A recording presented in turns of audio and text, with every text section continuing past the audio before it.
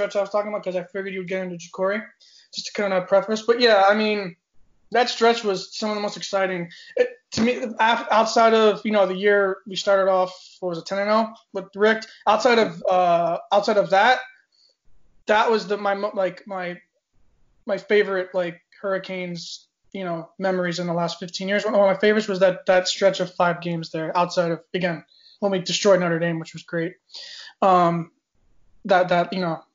Recently, a couple years back. Okay, Jordan, do you want to add anything on your boy Jacory? Yeah, I mean, I don't really have a lot of great Jacory memories besides the FSU game and that stretch right there.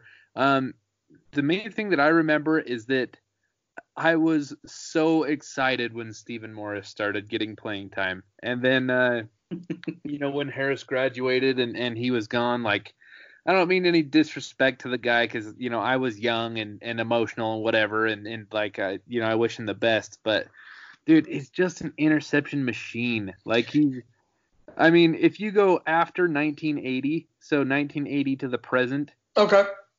He has 17 more interceptions than the next highest number of our quarterbacks. He had 48. Kyle Wright had 31. Oh my God, Kyle Wright. Oh God, yeah. Everyone knows on Twitter, because that's when I was still living in South Florida during his run at Miami. I hate him. I hate him. Like, he ruined my childhood as a Canes fan. Yeah. But yeah, keep going. Granted, so to be fair to Jacory, he did take a lot more passing attempts than guys like Kyle Wright and Stephen Morris, who would be next on the list for like modern Canes QBs. Mm-hmm. So Kyle Wright is actually 6th on the all-time list, but 2 through 5 is all guys that played in the 60s and 70s. So I'm not really going to count them because that was, you got like Kerry Baker, who had 8 touchdowns and 34 interceptions in his career.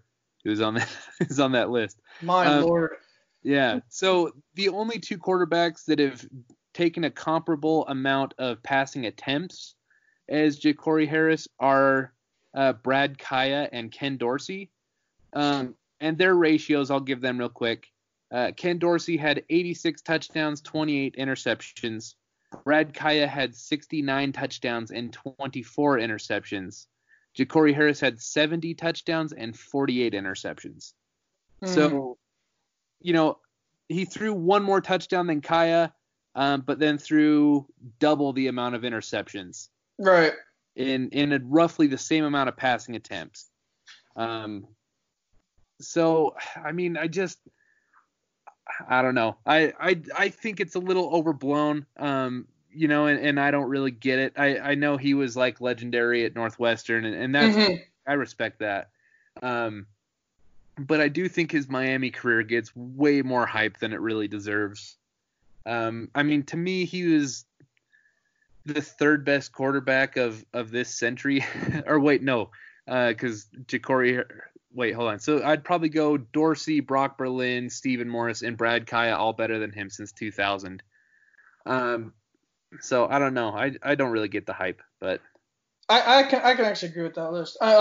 I do feel like Brad Kaya gets a kind of like, I feel like he was better than people give him credit for. Hell yes, he was. Just from a lot of stuff I've read or seen, he was I remember we played Nebraska one year. It was in Nebraska. I believe we lost. I think we lost. Yeah, we lost. That QB, he killed us. Anyways,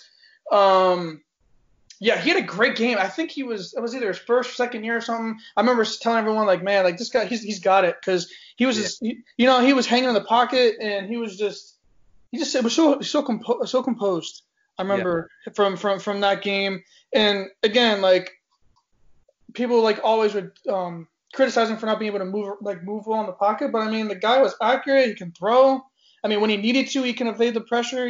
So I feel like the hate towards him, not hate, but I guess the criticism towards him, again, this kind of goes back to our original thing, right? Like, he's comparing it to the, if you can compare anyone to Ken Dorsey, you can compare anyone to Toretta, you compare, all those guys, they're going to get looked. It's just, to me, it's just, that's why I start off with just unfair to compare in some regards. Yeah. Again, you have to uphold that U on your helmet. I get all that. Like, I'm completely for, like, I get that. But just constantly comparing to legends is, especially when they're early, especially when they start off early. I mean, now you can because he played a whole career, but you get what I'm saying, right? So yeah. No, I think there's a really decent argument that Brad Kaya is, like a top 5, if not top 7 quarterback in program history. And, considering that we have 5 national championships and 2 Heisman winners, that's pretty incredible. And put out Jim Kelly and Vinny, and then Geno, Ken Dorsey. So, I mean, considering that he would be one of the only guys on that list without a national championship here, I definitely think he belongs in that top echelon. I'm a huge Brad Kaya fan, and we love him on the pod. So awesome. Yeah. All right. Sorry, go ahead, Jordan. No, you go ahead, Marsh. Okay, so last week, they were re-showing all these classic Miami FSU games, and I love the Miami FSU rivalry. I grew up with it. I've lived in Tallahassee. Like, I know this rivalry inside and out. Where, in your opinion, where does that rivalry rank for you in terms of the best college football rivalries? And then personally, I mean, you grew up in South Florida, you went to the U. What does that rivalry mean to you, Joe? All right, so I feel it's a top 5 rivalry in college football. And I do feel like, I think, Marsh, I think you might have mentioned this on your Twitter, but I think you did. But I completely agree that college football is so much better when Miami and FSU are at least relevant, even in the top 15. I won't go, I mean, it'd be great if they're both in the top 10, but I feel like if they're in the top 15, top 20, college football as a whole is better, more fun. But yeah, I'm biased, so yeah, of course, top 5 to me.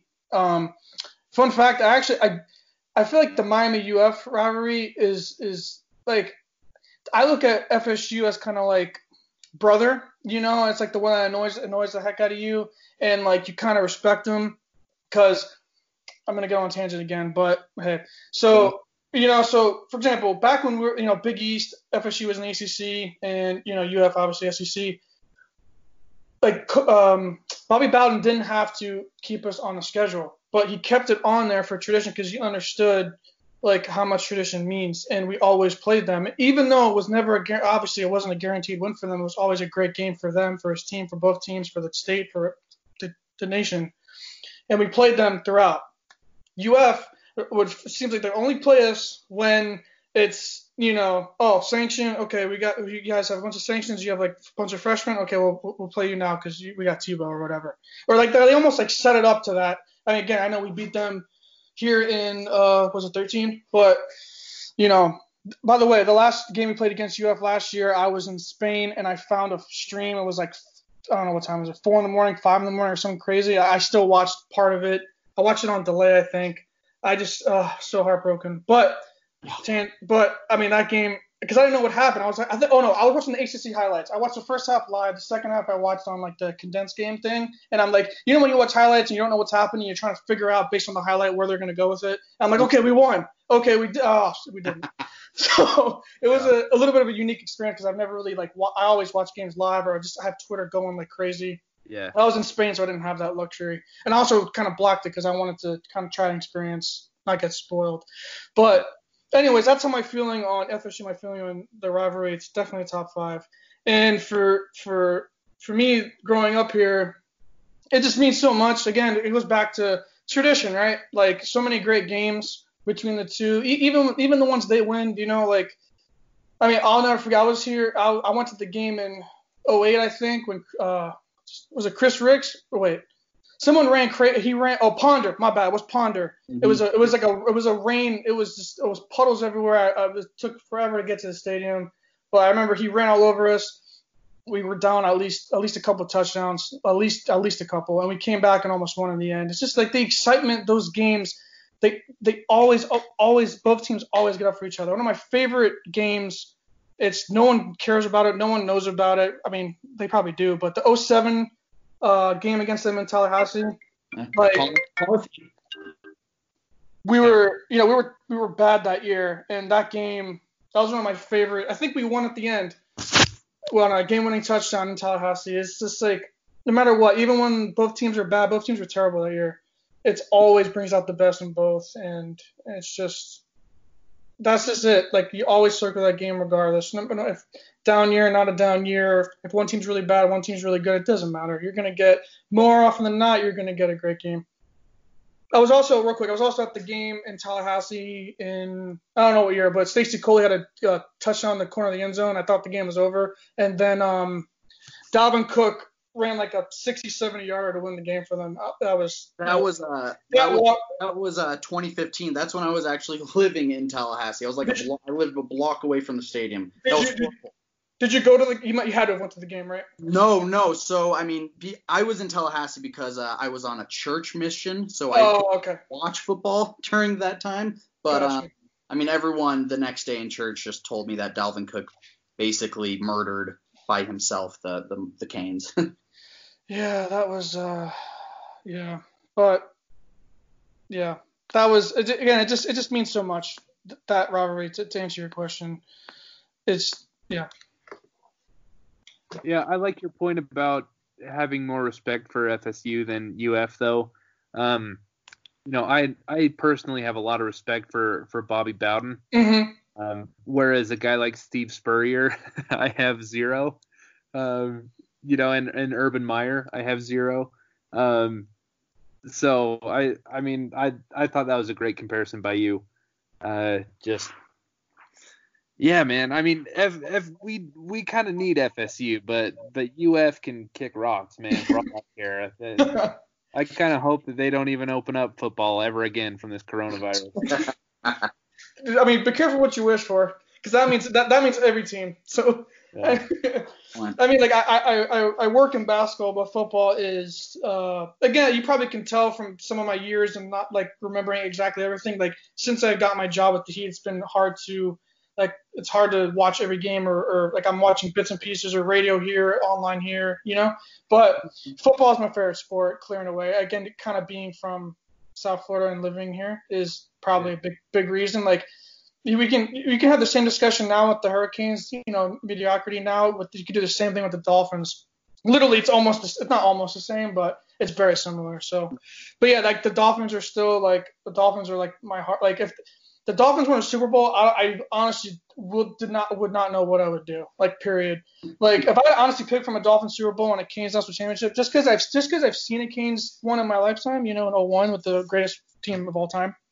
ESPN put out an article, by the way, that was it Bleacher Report? One of the two put out us number one. Anyways, I've known that for we all know that. All three of us know that. And I hate those polls or stuff that come out where it's like we're like 5 or 6 or 7. It's like, no.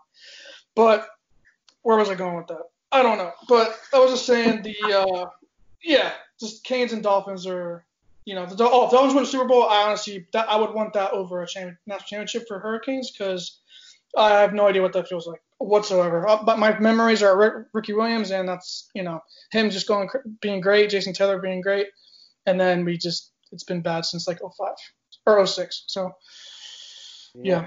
I mean, the Cleo Lemon years were not kind. Okay. You want to hear something funny? The team that only won one game, my uncle has season tickets. I went to, I think he used to bring me to a bunch of, he brings me to one a year. But anyways, that year I happened to go to a bunch because no one else wanted to go with him. Anyways, I went to every single home game, or most home games, and I either watched one. The day we beat the Ravens, I was actually working. And I couldn't go or watch. I couldn't do anything. And everyone's like, why would you watch? Whatever. I'm like, okay, fine. I got to work. Duh. And that's the game we won. I was like, wait, what? They won? And then, of course, I went to, I think we played the Bengals after that. Yep. And we got, and I was there. Yeah, and we didn't win. We didn't win again for the rest of the season, obviously. So. Yeah. It's just funny how those things work out sometimes, Yeah, absolutely. Well, Joe, thank you so much for coming on, man. Love having you. Of course, man. Thank you. I'm sorry I don't know, again, like what I was saying, like some of the dates, a lot of things blend together just because, again, I just apologize if, wasn't quite on with every little. No, dude, no, don't worry about it. You're good, man. And, I know you and I interact with each other a lot on Twitter. We'd love to have you